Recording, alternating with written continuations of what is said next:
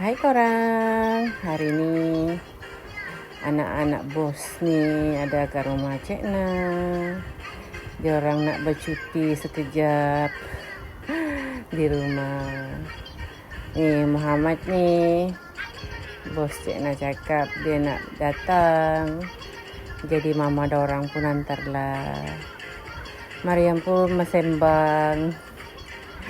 Biasalah budak-budak kan, diorang pun bawa makanan, nasi lemak, kuih muih.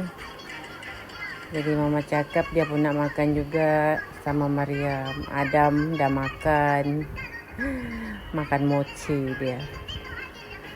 Adik ni cakap dia nak makan, jadi Mariam pun buka. Dia cakap pedas ni. Cakap nasi lemak ni memang pedas tapi sedap. Itulah. Muhammad pun lari lagi. Lepas tu datang balik. Dia cakap dia nak makan juga. Tapi sediakan air lah dulu. Cucu Cik Na pun tengok-tengok dorang. Adik belum makan lagi, dah minum air.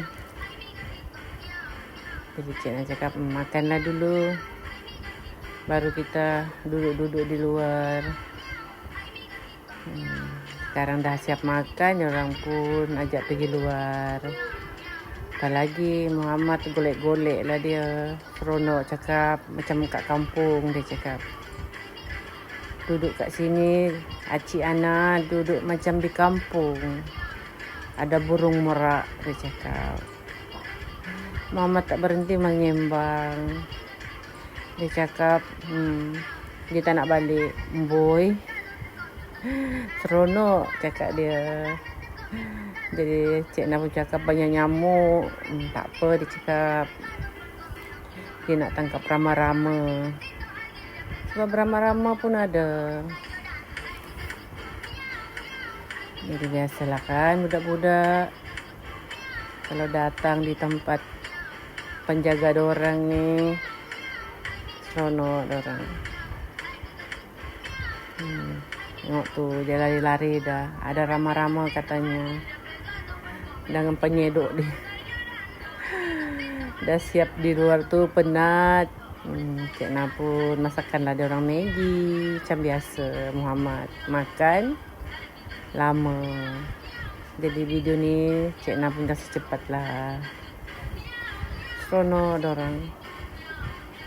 Anak-anak bos Cik Na gembira datang pergi rumah Cik Na ni. Jadi Cik Na pun seronok masakan dorang. Budak-budak asuhan kan. Jaga dorang dari kecil, dorang pun terbiasa dah.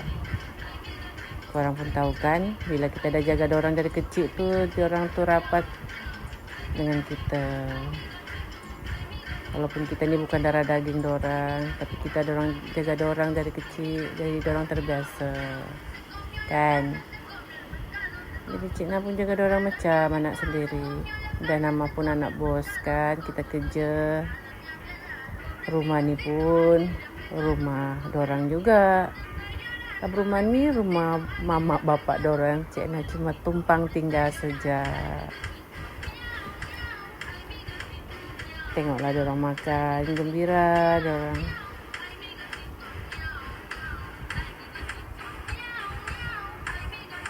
Apa pun, apa kurangnya kalau Maggi. Mariam cakap pedas. Okey, Muhammad cakap dia dah siap makan. Dah siap makan pun, kami pun masuk bilik lah. Sembang-sembang dengan orang. Mariam gembira sangat. Muhammad tengoklah reaksi dia tu. Cucu Cik Na pun tengok dia. Au, sakit apa cakap. Aduh Muhammad. Ni cucu Cik Na paling kecil ni. Muhammad buat dia macam anak patung. Tiba-tiba je mama dia orang sampai.